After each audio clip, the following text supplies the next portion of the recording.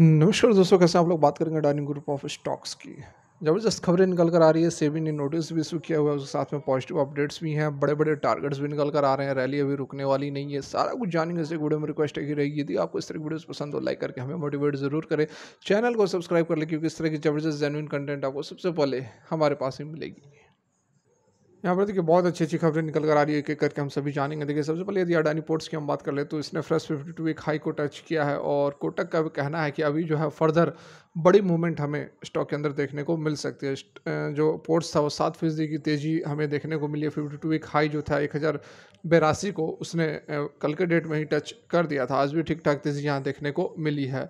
It pared most gain and trade 1.6% higher at 1027 around 9:50 सुबह में 1027 के आसपास यह ट्रेड कर रहा था। ठीक है, 1082 का ऑल टाइम इसका हाई है, 52 वीक का हाई है। अडानी पोर्ट जो है वो 15% की हमें तेज़ी देखने को मिली है पिछले प्रीवियस सेशन में, जब इसने रिपोर्ट किया था एक strong 42% Y on Y growth in November cargo volumes. देखिए केवल वही एक खबर नहीं है कि सुप्रीम कोर्ट की तरफ से या फिर यूएस की तरफ से क्लैरिफिकेशन आ गई तो उसके बाद यहाँ पर तेज़ी देखने को मिल रही है। पोर्ट्स के अंदर इसकी खुद की बिजनेस भी बहुत ज़बरदस्त यहाँ पर स्ट्रॉन्ग अपडेट दे रही है। 42% का कार्गो के अंदर वॉल्यूम देखने को मिला है। ईयर टू डेट में जो है अडानी पोर्ट्स के जो शेयर्स हैं वो 24% गेन कर चुके हैं। एक्सचेंज फाइलिंग में 4 दिसंबर को ही इन्होंने बताया था कि जो अडानी पोर्ट के अंदर ग्रोथ है वह तीनों ब्रॉड कार्गो कैटेगरीज के अंदर जो है ड्राई बल्क के अंदर जब 60% वाई ऑन वाई है, कंटेनर्स के अंदर 26% है और लिक्विड और गैस के अंदर 23% का जंप है वाई ऑन वाई के बेसिस पर। Following the company business update several brokerage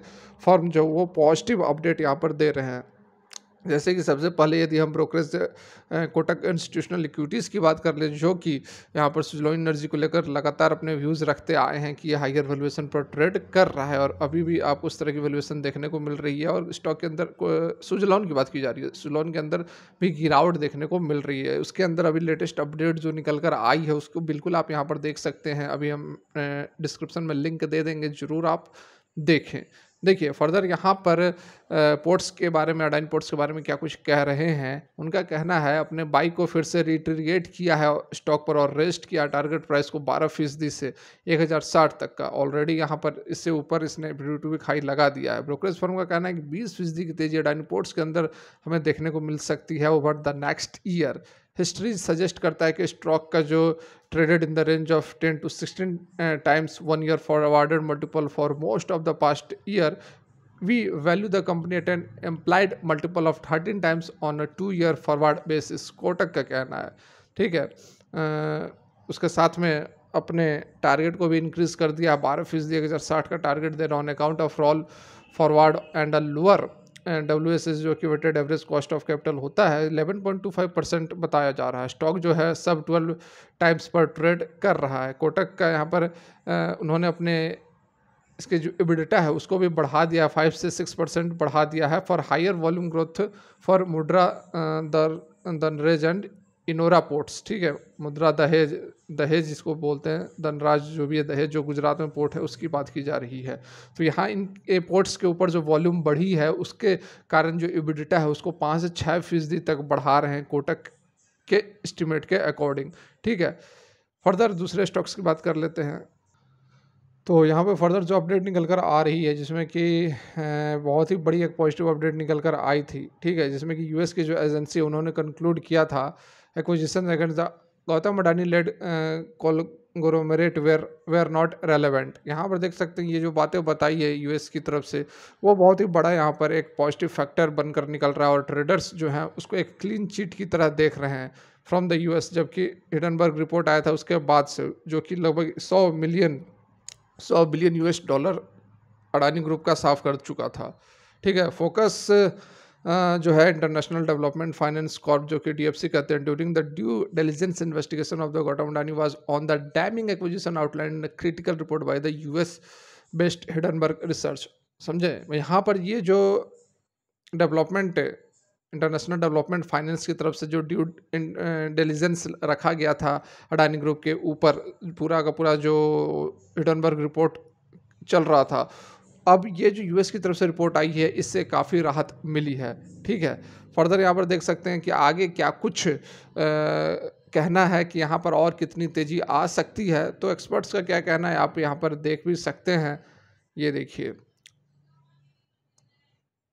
यहाँ पर in interaction with the Business Today Vineet Bolinjkar जो भी है, यहाँ पर एक्सपर्ट्स बहुत सारे होते हैं, head of the research of the Ventura securities, उनका कहना है कि clean chit to Adani group from the US, a lot of bond money will inflow in the group, easing out the liquidity pressure. The group will be able to get long term funding at lower rates given its focus on the infrastructure sector. ठीक है, तो देख सकते हैं कि अभी बहुत ही अच्छी खबर आनी बाकी है, बड़े बड़े फंड हाउसेज आएंगे, इसको इंटरेस्ट लोन जो है वह कम इंटरेस्ट पर मिलेगी, लेकिन उसके साथ में वैल्यूएशन की भी बात की जा रही है और नए इन्वेस्टर्स को अवॉइड करने की सलाह दी जा रही है कि फिलहाल जो है एंट्री ना ले, क्योंकि थोड़ा बहुत वैल्यूएशन जो है वह हायर साइड में ट्रेड कर रहा है। यहाँ पर आप देख भी सकते हैं जो बातें बताई गई हैं, majority of the analyst and experts suggest avoiding any fresh trade in the Adani stocks, but believe that the worst is over. जो worst था, जो बुरा समय था, वो समाप्त हो चुका है और कंपनी जो है वह कांस्टेंट कैश फ्लो वह कंटिन्यू रहेगा, जो मनी है उसको अट्रैक्ट करेगी। ठीक है, बिल्कुल यहाँ पर आप देख सकते हैं कि अच्छी खासी यहाँ पर पॉजिटिव अपडेट्स हैं, बहुत सारी जो फार्म हाउसेस है वो भी लगातार यहाँ पर टारगेट प्राइस को इंक्रीज करते जा रहे हैं। जैसे कि आप देख भी सकते हैं सिटी ने टारगेट प्राइस को इंक्रीज कर दिया, 1213 कर दिया, 972 से पहले जो 72 रखा गया था। Adani port continues to execute well grow in its dominance in Indian ports. ठीक है, यहाँ पर 1213 का भी टारगेट आप देख सकते हैं, कोटक ने तो 1060 का ही टारगेट दिया था। तो बहुत ज़बरदस्त यहाँ पर अपडेट निकल कर आ रही है। उसके साथ में सेबी ने एक नोटिस जारी किया है, एक नोटिस इशू किया है, उसको भी देखते हैं। तो यहाँ पर देख सकते हैं अभी अभी की अपडेट निकल कर आ रही है, जिसमें कि अडानी हिडनबर्ग का जो सागा था, सेबी उसे 100 कॉस्ट नोटिस टू एफपीआईज। ठीक है, एफपीआईज को यहाँ पर नोटिस जारी किए गए हैं। क्यों जारी किए गए हैं, तो यहाँ पर आप देखें, stock market regulator has issued 100 cause notice to about dozen of foreign investors that owned a big chunks to Adani group companies. ठीक है, पहले जो बहुत ही बड़ा हिस्सा लिए हुए थे फॉरेन के जो एफपीआई जिसको बोलते हैं फॉरेन पोर्टफोलियो इन्वेस्टर्स, उनका अच्छा खासा स्टेक था। और उसके बाद उन्होंने जब हिडनबर्ग रिपोर्ट आई तो उन्होंने अपनी पोजीशन को क्लोज की, प्रॉफिट बुकिंग की, जिसके कारण कि स्टॉक के अंदर बहुत ज़बरदस्त गिरावट भी रही। तो इसके बीच में क्या कनेक्शन है, क्या सागा है, रिपोर्ट आई, एफपीआई ने बुकिंग की, प्रॉफिट बुकिंग की, तो इन सारी चीज़ों को यहाँ पर एनालाइज करने की कोशिश की जा रही है। इसलिए यहाँ पर एक इशू भी, नोटिस भी इशू किया गया है।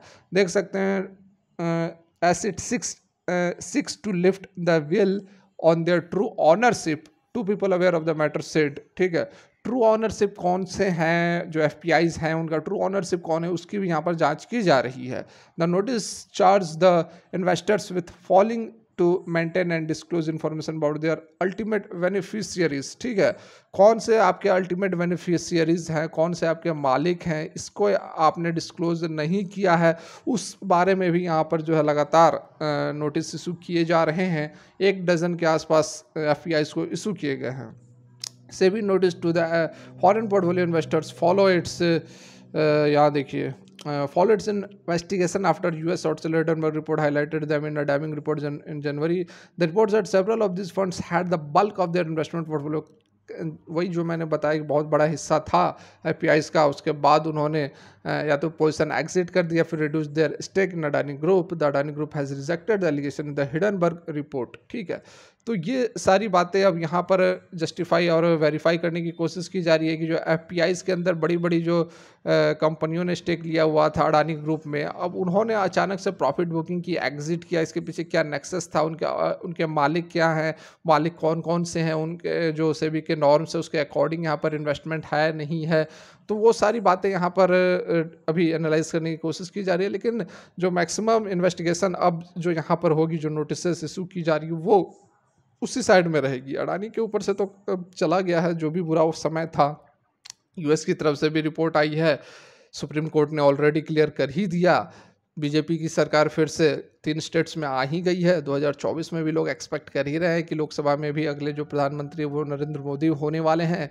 तो सारा कुछ जब अच्छा ही चल रहा है तो फिर ज़्यादा सोचने की ज़रूरत नहीं है, बढ़िया हमें यहाँ पर रिटर्न देखने को मिल सकता है आने वाले समय में। तो फिलहाल के लिए यहीं तक। Thanks for watching, have a great day.